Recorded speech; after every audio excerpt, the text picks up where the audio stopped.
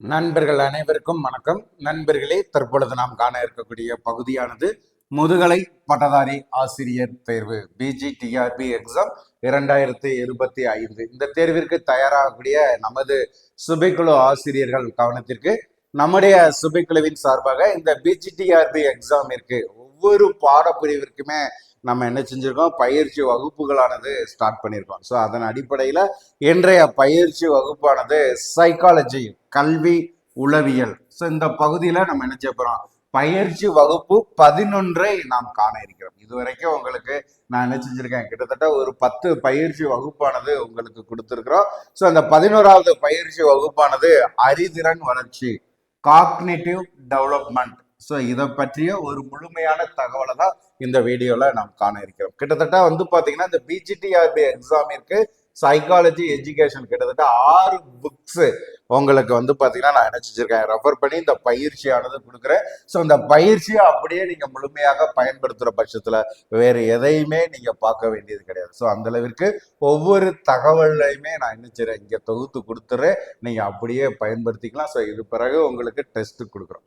நம்முடைய சுபைக்குழுவில் இந்த PGTRB exam இருக்கு, மேஜருக்கு எவ்வளவு கவனம் நம்ம செலுத்துறோமோ அதே போல இந்த சைக்காலஜி, எஜுகேஷன், ஜிகே இதற்கு 175 தேர்வுகளை உள்ளடக்கிய டாபிக் வைஸா பாத்தீங்கன்னா டெஸ்ட் பேஜ் ஆனது நம்ம என்ன செஞ்சிருக்கோம், கண்டக்ட் பண்றோம். அதே மாதிரி ப்ராக்டிஸ் கிளாஸ், ஸ்டடி மெட்டீரியல், திருப்புதல் பகுதிக்கான ஸ்டடி மெட்டீரியல்னு நம்ம என்ன செய்யறோம், ப்ரொவைட் பண்ணிட்டு இருக்கோம். வாய்ப்பை பயன்படுத்திக்கோங்க. ஸோ இன்றைய பயிற்சி வகுப்புல அறிதல் திறன் வளர்ச்சி கவனத்தை குறித்து காண இருக்கிறோம்.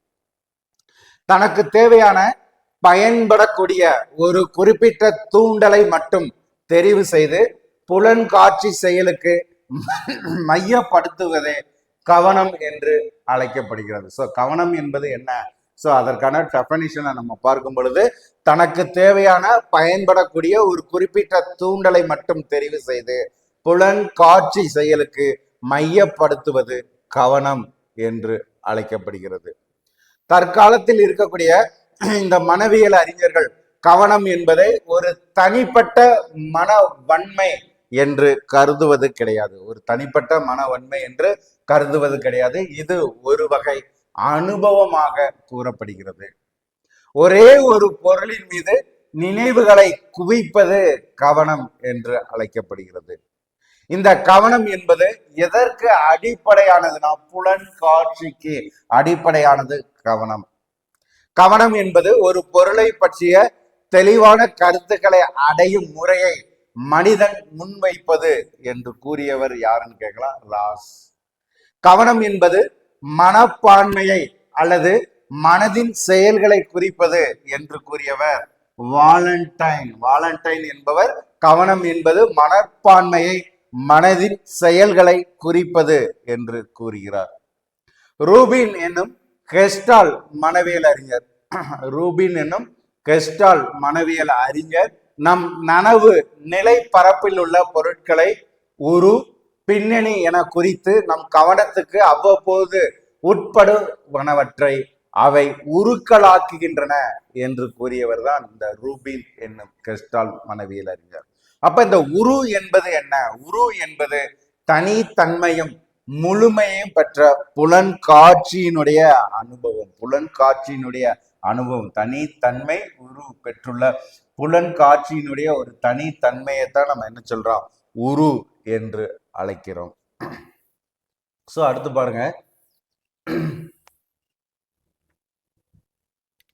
கவனித்தல் ஒரு அறிவு சார்ந்த செயல் மட்டும் கிடையாது. இந்த கவனித்தல் என்பது ஒரு அறிவு சார்ந்த செயல் என்று கிடையாது.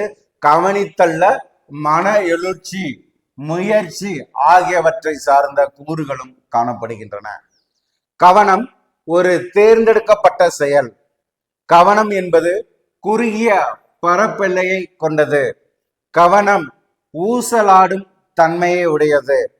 கவனம் என்பது கவனிப்போரின் மன செயல்களாகும். பல காரணிகள் இந்த கவனத்தை தீர்மானிக்கின்றன. இதெல்லாம் கவனத்தை குறித்த கருத்துக்கள். ஒரு பொருளை தெளிவாக அறிய செய்யப்படும் முயற்சியே கவனமாகும். என்று கூறியவர் யாருன்னு கேட்கலாம். மக்டூக்கல். இந்த மக்டூக்கல் அவருடைய கூற்றின்படி ஒரு பொருளை தெளிவாக அறிய செய்யப்படும் முயற்சியே கவனம் என்று கூறப்படுகிறது. கவனம், அட்டென்ஷன். இந்த கவனத்திற்கான பொருள், மீனிங் என்ன?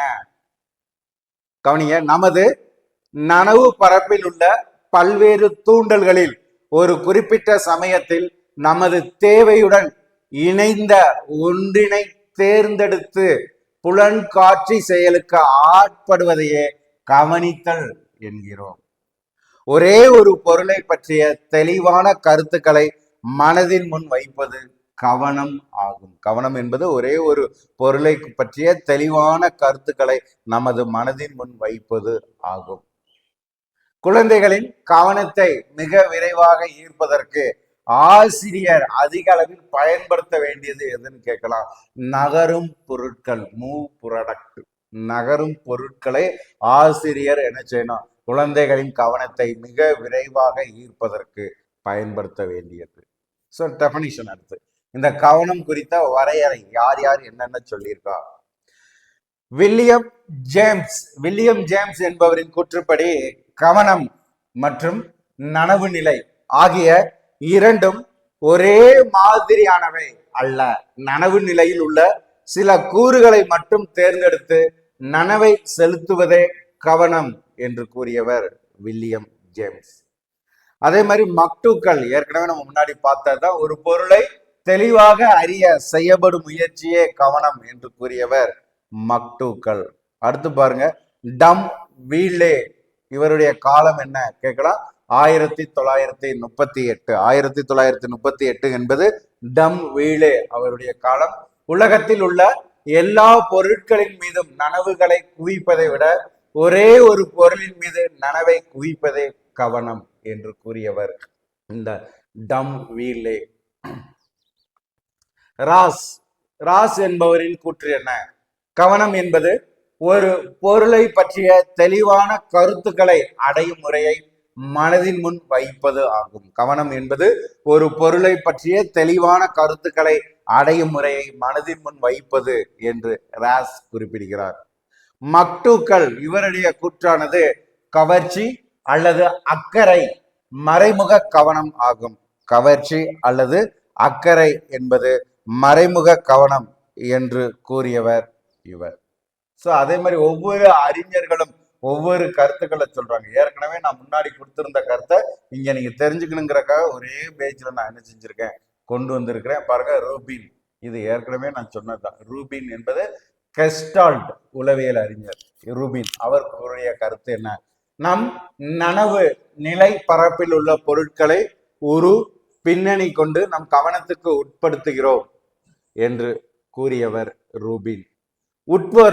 உட்வர்த் என்பவரினுடைய கவனம் பற்றிய கூற்று என்ன? கவனம் என்பது இராணுவ வீரர் சில செயல்களை செய்வதற்கு தயார் நிலையில் இருக்கிறார் என்று பொருள் என்று கூறியவர் உட்வர்த். அதே மாதிரி வாலண்டைனுடைய கூற்றானது கவனம் என்பது மனசக்தியை குறிப்பது அல்ல, இது மனப்பான்மையை அல்லது மனதின் செயல்களை குறிக்கிறது கவனம் என்று கூறியவர் வாலண்டைன். ஸோ இது ஃபுல்லாமே பாத்தீங்கன்னா கவனம் பற்றிய கூற்றுகளாக நாம் கூறக்கூடியது. அடுத்து பாருங்க, கவனத்தினுடைய பண்புகள். அடுத்த டாபிக் பாத்தீங்கன்னா கவனத்தின் பண்புகள். கவனத்தின் பண்புகள் என்ன பாத்தீங்கன்னா, இது தேர்ந்தெடுக்கப்பட்ட செயல். முதல் பண்பானது தேர்ந்தெடுக்கப்பட்ட செயல். இரண்டாவது, கவனம் ஊசலாடும் தன்மை கொண்டது. இரண்டாவது பண்பு கவனமானது ஊசலாடும் தன்மை கொண்டது. மூன்றாவது, இது புதிய பொருட்களினால் எப்பொழுதும் கவரப்படுகிறது. புதிய பொருட்களினால் எப்பொழுதும் கவரப்படுகிறது. கவனத்திற்கு அடிப்படை ஆர்வமாகும். ஸோ அடுத்துதான் மெயினான கொஸ்டின்ஸ். ஸோ அப்படியே இதை குறிப்பெடுத்துக்கோங்க. ஒரு பொருளின் மீது 10 வினாடிகளுக்கு மேல் கவனம் செலுத்த முடியாது. கவனத்திற்கும் ஆர்வத்திற்கும் இடையே உள்ள தொடர்பு, அடுத்து பார்க்க போறோம். ஒரு பொருளின் மீது எத்தனை வினாடிக்கு மேல் கவனம் செலுத்த முடியாதுன்னா 10 வினாடி. அதுக்கு முன்னாடி கவனத்தினுடைய பண்புகளை பாருங்க. தேர்ந்தெடுக்கப்பட்ட செயல், ஊசலாடும் தன்மை கொண்டது, புதிய பொருட்களினால் எப்பொழுதும் கவரப்படுகிறது. இது புலன்காட்சிக்கு அடிப்படையாகும். கவனத்திற்கு அடிப்படை ஆர்வம். ஸோ இது ஃபுல்லாமே கவனத்தினுடைய பண்புகள். அடுத்து பாருங்க, ராஸ் என்ற உளவியல் அறிஞர் கவனமும் ஆர்வமும் சரியா, கவனமும் ஆர்வமும் ஒரு நாணயத்தின் இரு பக்கங்கள் போன்றதாகும். ஆர்வம் என்பது மனதின் விசேஷ குணம், கவனம் என்பது மனதின் செய்முறை. ஆர்வமே கவனத்தை செலுத்த வேண்டும் என்ற நிர்ணயிக்கக்கூடிய பண்பை உடையது. ஆர்வமே கவனத்தை வழி நடத்தும் சர்வதிகாரி என்று கூறுபவர் ராஸ்.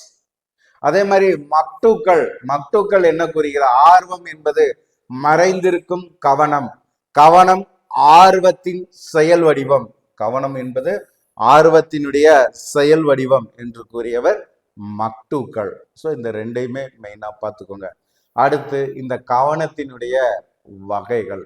ஸோ இங்க நான் சொல்லக்கூடிய இந்த கருத்துக்களை மட்டும் இந்த கவனம்ங்கிற டாபிக்கு நீங்க எடுத்துக்கிட்டாலே போதுமானது, வேற எதையுமே நீங்க பார்க்க வேண்டியது கிடையாது. கவனத்தின் வகைகள்.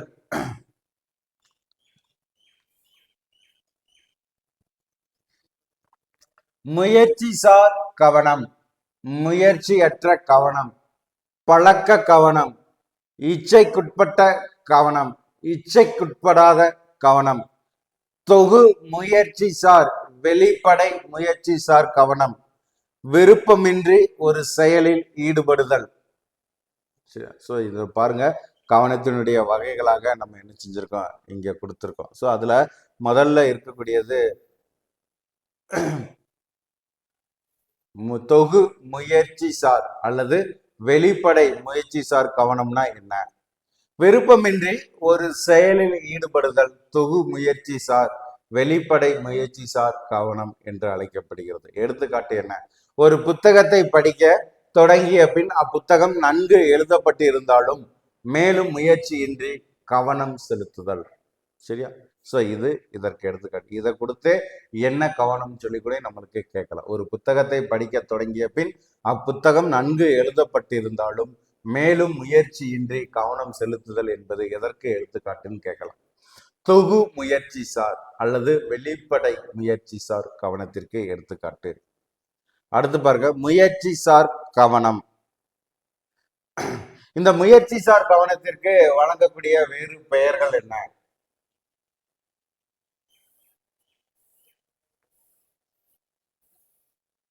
தொகு முயற்சிசார் கவனத்திற்கு வழங்கக்கூடிய வேறு பெயர் என்ன கேட்கலாம். விருப்பமுள்ள கவனம். சரிங்களா? முதல்ல நம்ம சொல்லக்கூடியது விருப்பமுள்ள கவனம், செயற்கை கவனம், செயலோடு கவனித்தல். சரியா? இந்த முயற்சிசார் கவனம் என்பது எதனால் தோற்றுவிக்கப்படுகிறது? அடுத்த கேள்வி கேட்கலாம். அகக்காரணிகளால் தோற்றுவிக்கப்படுவது முயற்சிசார் கவனம். எடுத்துக்காட்டு, தேர்வு அறையில் மாணவரின் கவனமானது வினாத்தாளில் மட்டுமே இருக்கும். மேற்பார்வையாளரின் நடவடிக்கை போன்ற இடையூறுகளில் இருந்து அவனுடைய கவனமானது விலகி இருக்கும். ஸோ இது எதுக்கு எடுத்துக்காட்டுனா முயற்சிசார் கவனத்திற்கு எடுத்துக்காட்டு. இந்த முயற்சிசார் கவனத்திற்கு வழங்கக்கூடிய வேறு பெயர்கள் என்ன கேட்கலாம். விருப்பமுள்ள கவனம், செயற்கை கவனம், செயலோடு கவனித்தல். இந்த முயற்சிசார் கவனம் என்பது எதனால் தோற்றுவிக்கப்படுகிறதுனா அகக்காரணிகளால் தோற்றுவிக்கப்படக்கூடியது. ஸோ இரண்டாவது கவனம் முயற்சியற்ற கவனம். இந்த முயற்சியற்ற கவனத்திற்கு வழங்கக்கூடிய வேறு பெயர் என்ன? விருப்பமற்ற கவனம், செயற்கையான கவனம், செயலோடு கவனித்தல். இது இதற்கு வழங்கக்கூடிய வேறு பெயர். இச்சைக்குட்படாத கவனம் புற காரணிகளால் தோற்றுவிக்கப்படுபவை. இத்தகைய கவனத்திற்கு அதிக அளவு முயற்சி தேவை கிடையாது. ஸோ இதற்கு எடுத்துக்காட்ட பாருங்க. நாம் புத்தகம் வாசித்து கொண்டிருக்கும் பொழுது பக்கத்து வீட்டில் பாட்டு ஒலித்தால் நம்முடைய கவனம் இசையின் பக்கம் தானாகவே செல்லும். மேலும் அவர் குழந்தையின் குரலோடு ஓடி வரும் தாய் இதற்கு உதாரணம் கூறலாம். ஸோ இது ஃபுல்லாமே பார்த்தீங்கன்னா முயற்சியற்ற கவனத்திற்கான எடுத்துக்காட்டு. ஸோ அடுத்து பாருங்க, தன் ஆர்வமற்ற கவனம்.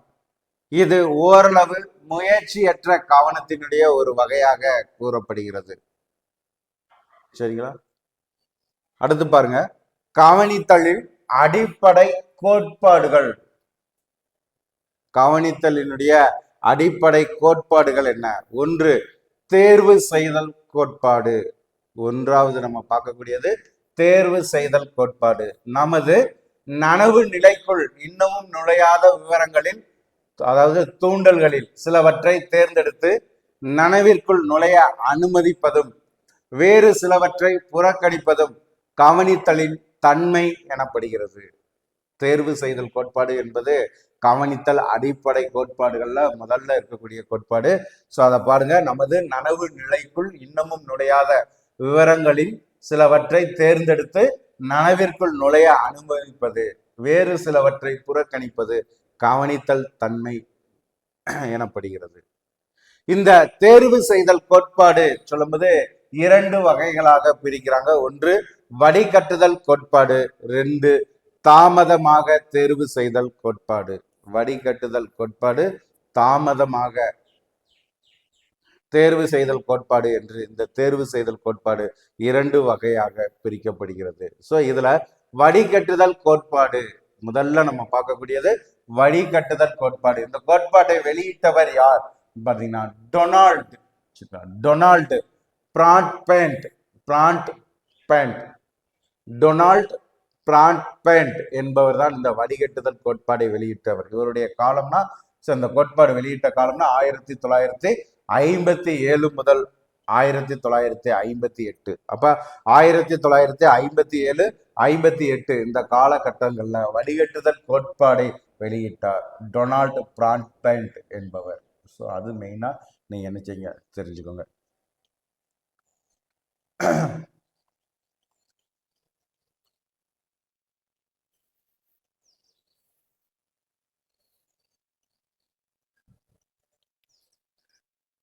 தாமதமாக தேர்வு செய்தல் கோட்பாடு. ஸோ இந்த வடிகட்டுதல் கோட்பாடுல முதல் பகுதியை பார்த்தாச்சு. அடுத்து தாமதமாக தேர்வு செய்தல் கோட்பாட்டிற்கு எடுத்துக்காட்டு என்ன? நார்மன் 1968, ஸ்னைடர் மற்றும் ஜிப்ரின். ஸோ இவர்கள் பாத்தீங்கன்னா தாமதமாக தேர்வு செய்தல் கோட்பாட்டிற்கு எடுத்துக்காட்டாக அமையக்கூடியவர்கள். ஸோ இரண்டாவது பாருங்க, ஹெப் என்பவருடைய கோட்பாடு. ஹெப் என்பவர் கவனித்தலை பெருமூளையின் செயலாக கருதுகிறார். செயலாளர், பெருமூளையின் செயலாளர் கவனித்தல் என்று கருதக்கூடியவர் யாருன்னா ஹெப். அதே மாதிரி பிராட்பேண்ட் என்பவருடைய கோட்பாடு என்ன? பிராட்பேண்ட் என்பவருடைய கோட்பாடு, பிராட்பேண்ட் தற்கால செய்தி கோட்பாட்டின் அடிப்படையில் கவனித்தலை விளக்க முற்பட்டுள்ளார். தற்கால செய்தி கோட்பாட்டின் அடிப்படையில் கவனித்தலை விளக்க முற்பட்டுள்ளவர் யாருன்னு கேட்டா பிராட்பேண்ட். உள்ளீடு குறுகிய கால இருத்தி வைத்தல், வடிகட்டுதல், குறைந்த செயல்திறன், அமைப்பு வெளியீடு. ஸோ இது ஃபுல்லாமே பார்த்தீங்கன்னா இந்த கவனித்தலினுடைய படிநிலைகளாக கூறப்படுகிறது. இது ஃபுல்லாமே கவனித்தலினுடைய வகைகளை பார்த்தாச்சு. ஸோ அடுத்து பார்க்கக்கூடியது கவனித்தலை தீர்மானிக்கக்கூடிய காரணிகள். கவனித்தலை தீர்மானிக்கக்கூடிய காரணிகள்னா ரெண்டு காரணிகளானது கூறப்படுகிறது. ஒன்று அகக்காரணிகள், மற்றொன்று புறக்காரணிகள். சரிங்களா? அகக்காரணி, புறக்காரணி இதுதான் பார்த்தீங்கன்னா கவனித்தலை தீர்மானிக்கக்கூடிய காரணியாக இருக்கக்கூடியது. அகக்காரணிகள், புறக்காரணிகள் இது கவனத்தை தீர்மானிக்கக்கூடிய காரணிகள். ஆர்வம், உருவ அளவு, தேவை, அடர்த்தி அல்லது செறிவு, ஆயத்த நிலை, மாற்றம், மனநிலை, வேறுபாடு, உடல்நிலை, புதுமை, மன எழுச்சி, இயக்கம் அல்லது அசைவு, பழக்க வழக்கம், திரும்ப திரும்ப தோன்றுதல், மரபு முழுமை பெற்ற உருவம், இயல்பூக்கம் இது ஃபுல்லாமே பார்த்தீங்கன்னா ஏற்படுத்தக்கூடிய காரணிகளாக இங்கே கூறப்படுகிறது. ஸோ அடுத்து நம்ம பார்க்கக்கூடியது பார்த்தீங்கன்னா அகக்காரணிகள். சரி, அடுத்து நம்ம பார்க்கக்கூடியது அகக்காரணிகள் என்ன? நமக்குள் இருந்து கவனத்தினை நிர்ணயிக்க காரணமாக அமையக்கூடிய காரணிகளை நம்ம என்ன சொல்றோம்? அகக்காரணிகள் என்று சொல்கிறோம். அகக்காரணிகள்னா என்ன? நமக்குள்ளே இருந்துகிட்டு கவனித்தலை நிர்ணயிக்கக்கூடிய காரணியாக அமையக்கூடியத அகக்காரணிகள் என்று அழைக்கிறோம். இந்த அகக்காரணிக்கு வழங்கக்கூடிய வேறு பெயர்கள் என்ன? தனி ஒருவனிடம் இருக்கும் காரணிகள். அகக்காரணிக்கு வழங்கக்கூடிய வேறு பெயர்கள் என்ன சொல்லி கேட்டா தனி ஒருவனிடம் இருக்கும் காரணிகள் என்று கூறப்படுகிறது. ஸோ அப்ப அகக்காரணின்னா சொல்றோம், அந்த கவனித்தலை தீர்மானிக்கக்கூடிய காரணிகளை ரெண்டு வகையாக பிரிக்கிறோம். ஒன்று அகக்காரணி, புறக்காரணி. அகக்காரணி என்பது என்னன்னா தமக்குள்ளே இருந்து கவனித்தலை தூண்டக்கூடியது அகக்காரணின்னு சொல்றோம். இந்த அகக்காரணிகள் என்னன்னு பாத்தீங்கன்னா முதல்ல நம்ம பார்க்கக்கூடியது ஆர்வம், இன்ட்ரெஸ்ட். வயலின் வித்துவான் கடை தெருவில் செல்லும் பொழுது வயலின் விற்கும் கடை அவரது கவனத்தை ஈர்க்கிறது. வயலின் வித்துவானானது கடை தெருவுக்கு செல்லும் பொழுது வயலின் விற்கும் கடை அவனுடைய கவனத்தை ஈர்க்கிறது. இது ஆர்வம். இரண்டாவது பாருங்க, தேவை கவனித்தலை தீர்மானிக்கக்கூடிய அகக்காரணிகள்ல இரண்டாவதாக நாம் காண இருக்கக்கூடியது பாத்தீங்கன்னா தேவை. முதல்ல ஆர்வத்தை பார்த்துட்டோம். ஸோ ஆர்வம் வயலின் வித்துவான நம்ம எடுத்துக்காட்டாக சொல்றோம். இரண்டாவதாக பாத்தீங்கன்னா தேவை. குறிப்பிட்ட பேருந்திற்காக பேருந்து நிலையத்தில் காத்திருக்கும் ஒருவருக்கு அந்த எண் கொண்ட பேருந்தை பார்ப்பதிலேயே கவனமானது இருக்கும். கவனம் என்பது அந்த வகை பேருந்தை பார்ப்பதிலேயே கவனமானது இருக்கும். இது பாத்தீங்கன்னா தேவை, அகக்காரணிகள்ல இரண்டாவதாக இருக்கக்கூடிய தேவை. அதே போன்று பசியோடு இருக்கும் ஒருவன் கடை தெரு பக்கம் சென்றால் உணவு விடுதியின் பெயர் பலகை சிறியதாக இருந்தாலும் கூட அவன் கவனத்தில் பளிச்சிடுகிறது. ஆனால் பக்கத்தில் உள்ள புத்தக கடையின் விளம்பர பலகை அவன் கண்ணில் படாது. அப்ப உணவு தேவை ஒருவனுக்கு தேவைப்படுதுன்னா அவனுடைய கண்ணுல படக்கூடியது, அவனுடைய கவனத்தை ஈர்க்கக்கூடியது எது? அவனுடைய தேவையை அடிப்படையாக வைத்துதான். அதைத்தான் என்ன சொல்றாங்க? தேவைன்னு சொல்றாங்க. அப்ப இந்த ரெண்டு எடுத்துக்காட்டையும் கொடுத்து எதற்கு சொல்லி நம்ம கேட்கலாம். தேவை என்ற அகக்காரணிக்குள் இது வரக்கூடியது. முதல்ல வயலின் வித்துவான் சொன்னது ஆர்வம் என்பதை அடிப்படையாக கொண்ட அகக்காரணி. மூன்றாவது அகக்காரணியை பார்த்தீங்கன்னா ஆயத்த நிலை, பிரிப்பரேஷன். ஆர்வம், தேவை அடுத்து மூன்றாவதாக இருக்கக்கூடியது ஆயத்த நிலை. ரயில் நிலையத்தில் நண்பரை வரவேற்க செல்லும் ஒருவர் அதிலேயே குறியாக இருப்பதால் அவரை சுற்றி இருக்கும் யாரையும் கவனிப்பதில்லை. கூப்பிட்டாலும் காதில் விழுவதில்லை. மாறாக ரயிலில் இறங்கும் நண்பரை கூட்டத்தினரிடையே வெகு எளிதாக கண்டுபிடித்து வரவேற்பார்கள். ஸோ இது பாத்தீங்கன்னா ஆயத்த நிலைக்கான எடுத்துக்காட்டு. ஆயத்த நிலையுடன் தொடர்புடைய கூற்று. ஆயத்த நிலையுடன் தொடர்புடைய கூற்று. ஸோ மெயினா பாருங்க, மூன்றாவதாக பார்க்கக்கூடியது ஆயத்த நிலை. அப்ப முதல்ல பார்த்தது ஆர்வம், அதுக்கு அடுத்து தேவை, மூன்றாவது ஆயத்த நிலை. அதற்கடுத்து பாத்தீங்கன்னா நான்காவதாக பார்க்கக்கூடியது மனநிலை, மூடு, மனநிலை. ஆசிரியர் சில சமயங்களில் தான் பாடம் நடத்தும் மனநிலையில் இல்லை என்று சொல்வதும், மாணவன் நான் பாடத்தை கவனிக்கும் மனநிலையில் இல்லை என்று சொல்வதும் நாம் கேட்க நேரிடுகிறது. இதற்கு அடிப்படை காரணமாக இருப்பது மனநிலை, அகக்காரணியாக இருக்கக்கூடிய மனநிலை. ஐந்தாவதாக நாம் காண இருக்கக்கூடியது உடல் நிலை. தலைவலி, வயிற்று வலி, காய்ச்சல் போன்ற நிலை பாதிக்கப்பட்ட நிலையில் ஒருவரால் எந்த ஒரு செயலிலும் அதிக அளவு கவனம் செலுத்த முடியாது. அப்ப பாத்தீங்கன்னா உடல் நிலை என்பது ஐந்தாவது அகக்காரணியாக இருக்கக்கூடியது. ஆறாவது அகக்காரணி என்னன்னா மன எழுச்சி. ஒரு குழந்தையானது சோகமான சூழ்நிலையில் இருப்பதை விட மகிழ்ச்சியான மனநிலையில் இருக்கும் பொழுது மிக சுறுசுறுப்புடன் காணப்படும். அப்ப மன எழுச்சி என்பது கவனித்தலை தீர்மானிக்கக்கூடிய ஒரு காரணி. அது எந்த வகையில வருதுன்னா அகக்காரணிகள்ல வரக்கூடியது. ஏழாவதாக இருக்கக்கூடியது பழக்க வழக்கம். சரிங்களா? ஏழாவதாக இருக்கக்கூடியது பழக்க வழக்கத்தை நம்ம என்ன சொல்றோம். ஸோ இந்த பழக்க வழக்கம் என்பது அகக்காரணிகள்ல ஏழாவதாக இருக்கக்கூடியது. நல்ல பழக்க வழக்கம் உள்ள குழந்தைகள் மிகவும் கவனத்துடன் இருக்கும். இது அகக்காரணி. அடுத்து பாத்தீங்கன்னா மரபு. இசையை ரசிப்பது. குழந்தையானது பிறந்தலிருந்தே அத்தகைய பண்பை பெற்றிருக்கும். இசை கருவிகளையும் அவன் விரும்புவான். இதற்கு காரணமானது மரபு. 9வது அகக்காரணியாக இருக்கக்கூடியது உள்ளுணர்ச்சி அல்லது இயல்பூக்கம்.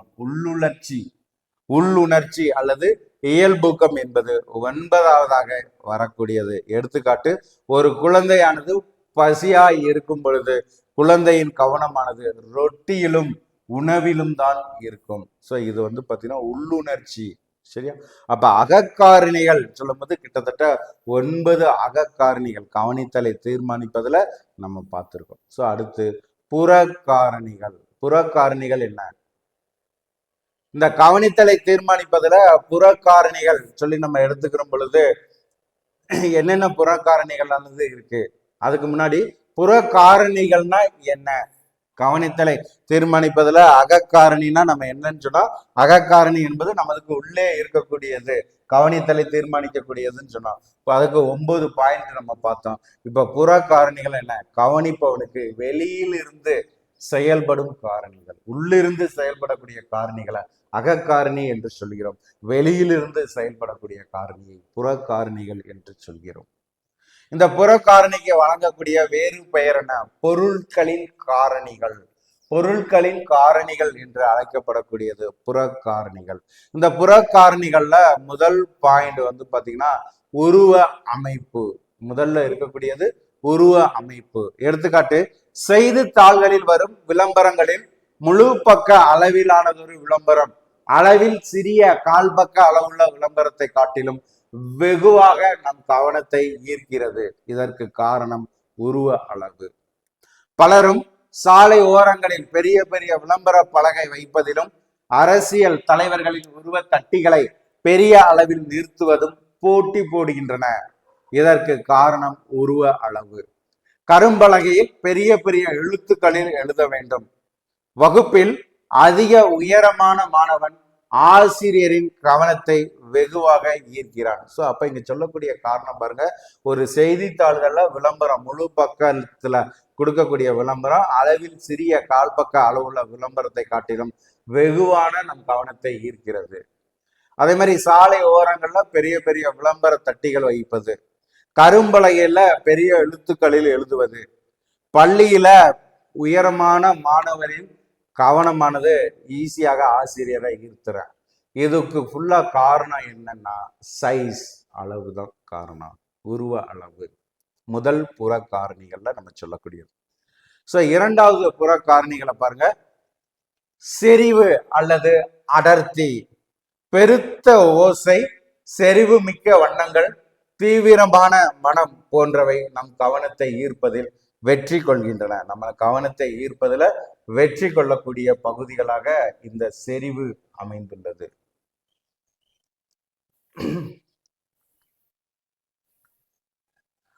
ஆசிரியரின் உயர்ந்த குரலானது அவரது மெல்லிய குரலை விட அதிக கவனத்தை மாணவரிடம் கொண்டு வருகிறது.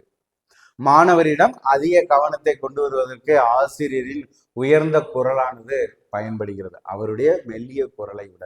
இது எதற்கு எடுத்துக்காட்டுனா புற காரணிகள்ல செறிவுக்கு எடுத்துக்காட்டு. ஸோ இதை கொடுத்தே நம்மளுக்கு கேள்வியாக கேட்கலாம். 3வதாக மாற்றம், சேஞ்ச். அறையில் சுற்றி கொண்டிருக்கும் மின்விசிறியை கவனிக்காத நாம் திடீரென மின்விசிறியின் இயக்கம் நின்று போனால் உடனே மின்விசிறியின் பால் நம் கவனம் செல்கிறது. முதல் காரணம் பாருங்க, மாற்றம் என்பதற்கு மின்விசிறிய ஒரு காரணமா சொல்றாங்க. 2வது, வகுப்பறையில் கண் அயரும் மாணவன் திடீரென நிசப்தம் தோன்றும் பொழுது என்னமோ ஏதோ என்று நினைத்து கண் விழித்து கொள்கிறான். நமது வீட்டினுள் நுழையும் பொழுது மேஜை நாற்காலிகள் இடம் மாறி இருந்தால் அது நம் கவனத்தை கவர்கிறது. ஸோ இது ஃபுல்லாமே மாற்றத்திற்கான எடுத்துக்காட்டு. ஸோ அடுத்து பாருங்க, 4வதாக காண இருக்கக்கூடியது வேறுபாடு. ஆண்கள் ஆல் கலர் பேண்ட் அணிந்து வெளிநிற சட்டை அணிவதற்கும் கரும்பலகையில் வெள்ளை வண்ண சுண்ணக்கட்டியால் எழுதுவதற்கும் காரணம் வேறுபாடு மூலம் கவனத்தை ஈர்ப்பதே ஆகும். குண்டான பெண்ணுடன் செல்லும் அவளுடைய ஒல்லியான கணவன் வீதியில் எல்லோரும் வெறித்து பார்ப்பர். உயரமான குழந்தையின் அருகில் குட்டையான குழந்தை மற்றும் வெள்ளை ஆடையின் மீது கருப்பு புள்ளி போன்றவை நம்முடைய கவனத்தை எளிதில் ஈர்க்கக்கூடியது, எளிதில் கவரக்கூடியது. இது ஃபுல்லாமே வந்து பார்த்தீங்கன்னா மாற்றத்திற்கு எடுத்துக்காட்டு. அடுத்து ஐந்தாவதாக இருக்கக்கூடியது புதுமை. எங்கும் உள்ளே வர அனுமதி இல்லை என்ற வாசகத்தை பார்த்து பழைய நமக்கு அனுமதி பெற்று உள்ளே வரவும் என்று எழுதப்பட்டிருப்பது நம் நினைவில் என்றும் தங்கக்கூடியது. ஸோ நம்மளுக்கு வினாக்களே கேட்கலாம். எங்கும் உள்ளே வர அனுமதி இல்லை என்ற வாசகத்தை பார்த்து பழகிய நமக்கு அனுமதி பெற்று உள்ளே வரவும் என்று எழுதப்பட்டிருப்பது நம் நினைவில் என்றும் தங்கக்கூடியது. இது எந்த காரணிக்கு எடுத்துக்காட்டு? கவனித்தல்ல எந்த காரணிக்கு எடுத்துக்காட்டுனா புறக்காரணி. புறக்காரணியில புதுமை என்பதற்கான எடுத்துக்காட்டு. லாரிகளில், சரிங்களா, அடுத்து பாருங்க. லாரிகளில் பின் பொதுவாக எழுதப்பட்டிருக்கும் ஒளி எழுப்புக என்பதற்கு பதில் ஒளி எனக்கு, வழி உனக்கு என்று எழுதினால் நிச்சயம் நம் கவனத்தை ஈர்க்க முடியும். நம் கவனத்தை ஈர்ப்பதற்கான வழிமுறைகள். இது புதுமை என்ற புற காரணிகள்ல வரக்கூடியது. அப்படியே குறிப்பெடுத்துக்கோங்க. சார், மிக முக்கியமான பாயிண்டா இங்க நான் தொகுத்து கொடுத்துட்டு இருக்கேன். ஆசிரியர்கள் இந்த வாய்ப்பை பயன்படுத்திக்கோங்க. புதுமைங்கிற காரணியை பார்த்தாச்சு. அடுத்து ஆறாவதாக பார்க்கக்கூடிய காரணி அசைவு, மூமெண்ட் சொல்லும். சரியா? அடுத்து நம்ம பார்க்கக்கூடியது அசைன்மெண்ட்.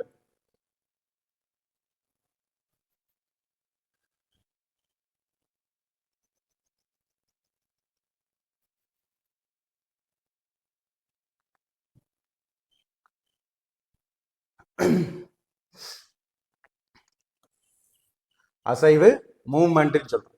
எடுத்துக்காட்டு பாருங்க. அழும் குழந்தையின் கவனத்தை திசை திருப்ப தாய் அசையும் பொருட்களான பறக்கும் காக்கை, அசையும் பொருள் எது? பறக்கும் காக்கை, நகர்ந்து செல்லும் வாகனங்கள் ஆகியவற்றை காட்டி சுட்டி காட்டுகிறாள். சரிங்களா? அழும் குழந்தையின் கவனத்தை ஈர்ப்பதற்கு, திசை திருப்புவதற்கு தாய் அசையும் பொருட்களாக இருக்கக்கூடிய பறக்கும் காக்கை, நகர்ந்து செல்லக்கூடிய வாகனங்கள் ஆகியவற்றை சுட்டி காட்டுகிறார். ஸோ இது வந்து பார்த்தீங்கன்னா அசைவு என்ற புற காரணிகளுக்கு எடுத்துக்காட்டு. விளம்பர பலகையில் பார்ப்போரின் கவனத்தை எளிதில் கவர்வதற்கு ஒளி விளக்குகள் மாறி மாறி அணைந்து ஒளிர்விடும் வகையில் அமைக்கப்பட்டு அசைவது போன்ற தோற்றம் ஏற்படுவது இரண்டாவது எடுத்துக்காட்டு. மூன்றாவது, வகுப்பறையில் ஆசிரியர் அங்கும் இங்கும் நகர்ந்தும் சைகையை பயன்படுத்தியும் கற்பித்தலின் பொழுது மாணவர்கள் கவனத்தை தன்பால் நிலைப்படுத்த முடியும். அப்ப அசைவு என்பதற்கான எடுத்துக்காட்டாக இங்க நம்ம என்ன செஞ்சிருக்கோம்? 3 கொடுத்திருக்கோம். ஸோ ஏழாவது பாயிண்ட் திரும்ப திரும்ப தோன்றுதல், ரிப்பிட்டேஷன் சொல்லுவோம். திரும்ப திரும்ப தோன்றுதல் என்பது ஏழாவது காரணமாக, காரணியாக அமையக்கூடியது. தொலைக்காட்சி, வானொலி, வணிக விளம்பரங்கள் பலமுறை திரும்ப திரும்ப தோன்றுமாறு அமைத்திடுவதற்கு இதுவே காரணமாகும். நீதிமன்ற பணியாளர் வழக்கு தொடர்புடையதை கூவி கூவி 3 முறை அழைப்பதும் இதற்கு எடுத்துக்காட்டு.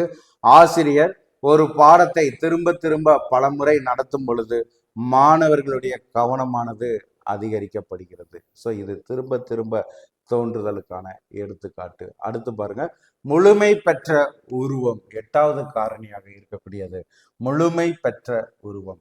அரை குறையாக விடுபட்டு இருப்பதை விட்ட முழுமையடைந்த காட்சி கோலம் நம் கவனத்தை ஈர்த்து மனதில் நிலைத்து நிற்பவை.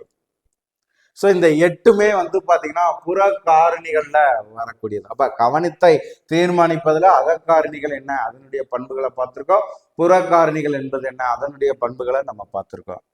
ஸோ அடுத்து வந்து பார்த்தீங்கன்னா கவனமின்மை, இன் அட்டென்ஷன் சொல்லுவோம். கவனமின்மைனா என்ன? கவனிக்க வேண்டிய பொருளை கவனிக்காமல் வேறொரு பொருளை கவனிப்பது. கவனமின்மைனா என்னன்னா கவனிக்க வேண்டிய பொருளை கவனிக்காமல் வேறு ஒரு பொருளை கவனிப்பது என்ன கவனமின்மை என்று அழைக்கிறோம். இந்த கவனத்தின் ஈடுபாடின்மை, கவனத்துல ஈடுபாடு இல்லாததை கவனமின்மை என்று கூறுகிறோம். ஆர்வமின்மை, மனநிலை சரியின்மை, களைப்பு, கவன சிதறல் போன்றவை கவன இன்மைக்கு காரணங்களாக அமைகிறது. ஸோ மிக முக்கியமானது, கவன இன்மைக்கான காரணமாக அமையக்கூடியது எதுன்னு கேட்கலாம். ஆர்வமின்மை, மனநிலை சரியின்மை, களைப்பு, கவன சிதறல் போன்றவை கவன இன்மைக்கான காரணங்களாக அமைகிறது. ஸோ கவனித்தலை பார்த்துட்டோம். அடுத்து கவனமின்மையும் நம்ம நினைச்சிரோம் பார்க்குறோம். அடுத்து பார்க்கக்கூடியது கவன மாற்றம் அல்லது கவன ஊசல்.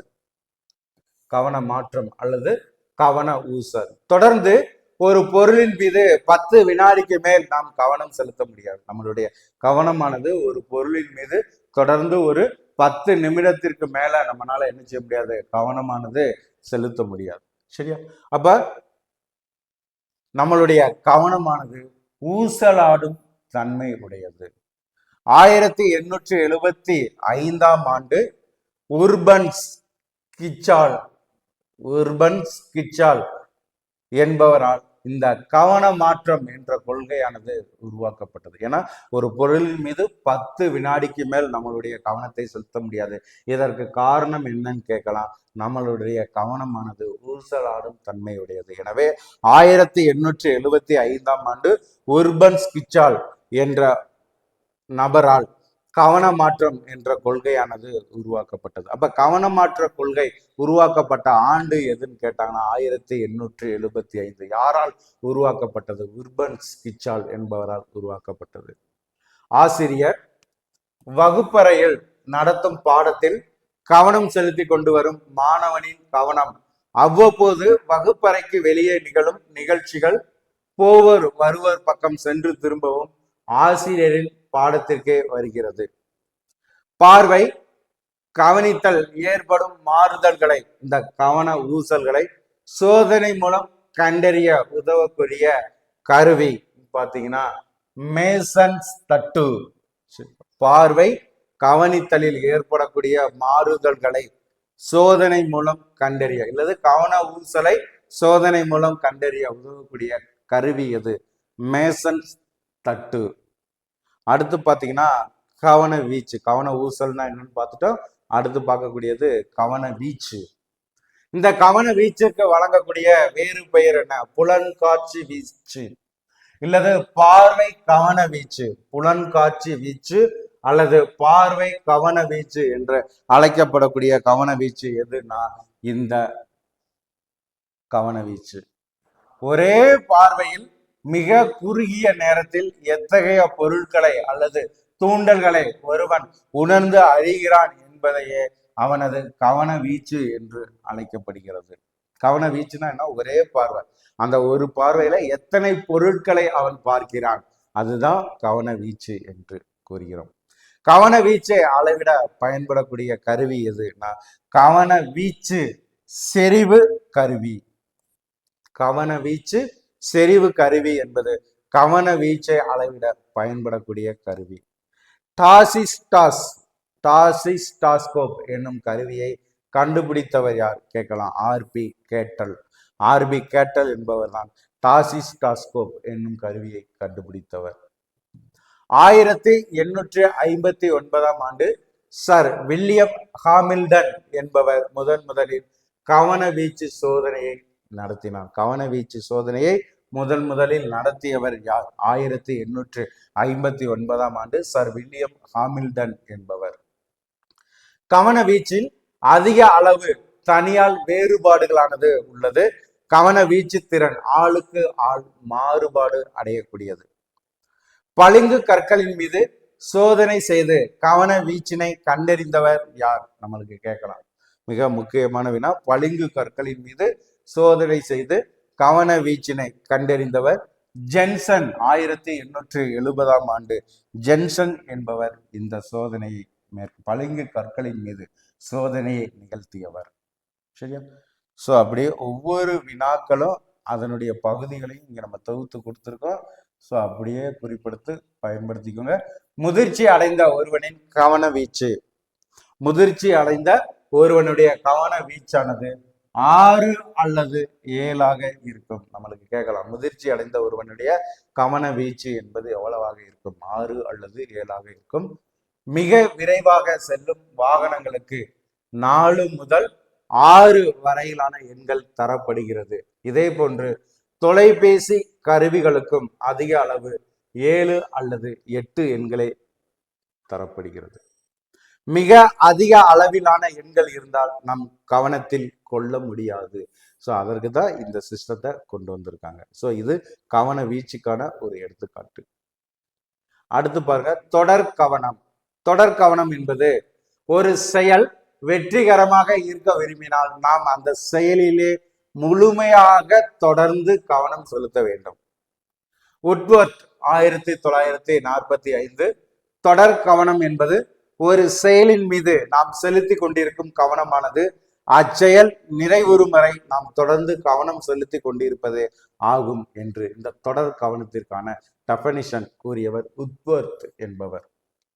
அப்ப தொடர் கவனம் என்பது என்னன்னா, ஒரு செயல் வெற்றிகரமாக இருக்க விரும்பினால் அதை என்ன செய்யணும்? முழுமையாக அந்த செயலின் மீது கவனத்தை செலுத்த வேண்டும், அந்த செயல் நிறைவுறும் வரை. இதுக்கு என்ன சொல்றோம்? தொடர் கவனம் என்று பெயர். அடுத்து பாருங்க, இந்த கவனம் தொடர்பான கோட்பாடுகள். சரி, கவனம் தொடர்பான கோட்பாடுகள் என்னென்ன கோட்பாடுகளானது இந்த கவனம் தொடர்பாக இருக்கிறது? ஸோ அடுத்து அதை பார்க்க போறோம். ஒன்று, தேர்வு செய்தல் கோட்பாடு. இரண்டாவது, ஹெர்பின் கோட்பாடு. பிராட்பண்ட் கோட்பாடு. ஸோ 3 கோட்பாடுகளானது, சரிங்களா? கிட்டத்தட்ட பாத்தீங்கன்னா நம்மளுக்கு என்ன செய்யுது? 3 கோட்பாடுகளானது கவனம் தொடர்பாக காணப்படுகிறது. ஸோ இதுல முதல்ல இருக்கக்கூடியது தேர்வு செய்தல் கோட்பாடு. தேர்வு செய்தல் கோட்பாடு தான் என்ன? நனவு நிலையில் நுழையாத விவரங்களிலிருந்து தெரிவு செய்து நுழைய அனுமதிப்பது. முதல் கோட்பாடு தேர்வு செய்தல் கோட்பாடு. அப்ப தேர்வு செய்தல் கோட்பாடுனா என்னன்னா, நனவு நிலையில் நுழையாத விவரங்களிலிருந்து தெரிவு செய்து நுழைய அனுமதிப்பது தேர்வு செய்தல் கோட்பாடு. இரண்டாவது, ஹெர்பின் கோட்பாடு. கவனித்தல் என்பது பெருமூளையின் செயல்பாடு. இக்கோட்பாட்டின்படி தேர்வு செய்யப்படுவது துலங்களே. இது ஹெர்பின் கோட்பாடு. பிராட்பண்ட் கோட்பாடு, மூன்றாவதாக இருக்கக்கூடிய பிராட்பண்ட் கோட்பாடு என்பது தற்கால செய்தி கோட்பாட்டின் அடிப்படையானது. தற்கால செய்தி கோட்பாட்டின் அடிப்படையிலானது. இவை உட்புகும் தூண்டல்கள், குறுகிய கால சேமிப்பு, வடிகட்டுதல், குறிப்பிட்ட அளவு விவரங்களை மட்டும் கடத்துதல். சரியா? குறிப்பிட்ட அளவு விவரங்களை மட்டும் கடத்தக்கூடிய திறன்.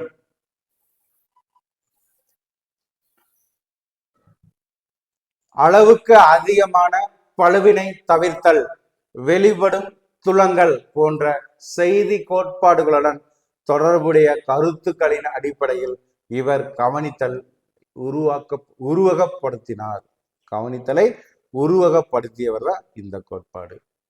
ஸோ அடுத்து பாத்தீங்கன்னா, கற்றல்ல, லேர்னிங்ல கவனித்தலினுடைய பங்கு என்ன? கற்றலுக்கு அடிப்படையாக விளங்குவது கவனம். சரியா? கற்றல்ல கவனத்தினுடைய பங்குன்னு சொல்லி எடுக்கும் பொழுது கற்றலுக்கு அடிப்படையாக விளங்கக்கூடியது கவனம். கவனமின்றி எதையுமே நம்மளால என்ன செய்ய முடியாது? கற்க இயலாது. கற்றலில் கவனம் கூடும் பொழுது கற்றலானது எளிதாகிறது. ஸோ அடுத்து இந்த கவனத்தினுடைய வகைகள். சரியா? அடுத்து பாத்தீங்கன்னா நம்ம பார்க்கக்கூடியது பாத்தீங்கன்னா கவனத்தினுடைய வகைகளை பார்க்க போறோம்.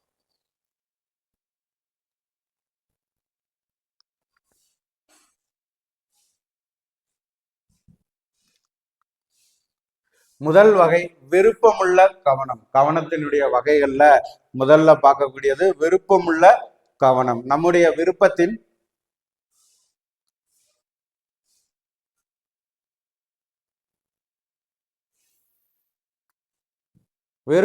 கவனம் நம்முடைய விருப்பத்தின் நினைவை நிலைக்க செய்ய மேற்கொள்ளும் முயற்சி.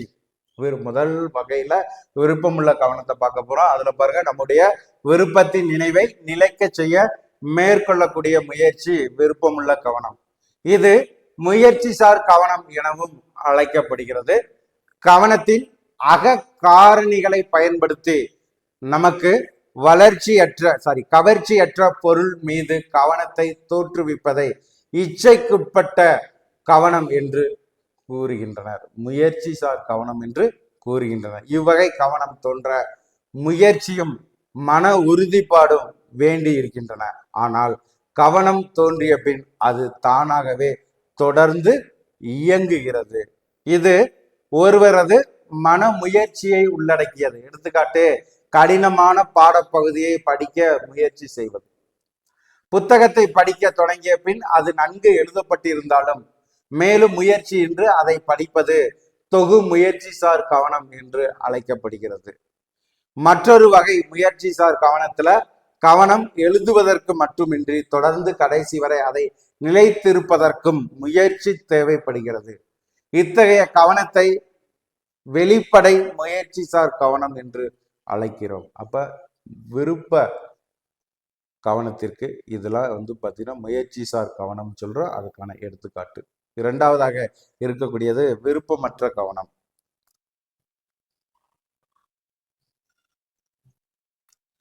அடுத்து நம்ம காண இருக்கக்கூடியது விருப்பமற்ற கவனம். விருப்பமற்ற கவனம்னா என்ன? தானாகவே எந்தவித முயற்சியும் இன்றி அமைவது விருப்பமற்ற கவனம். தானாகவே எந்தவித முயற்சியும் இன்றி அமையக்கூடியது விருப்பமற்ற கவனம். படிக்கும்போது கேட்கும் இசையின் பக்கம் கவனத்தை திருப்புதல் என்பது இதற்கு எடுத்துக்காட்டு.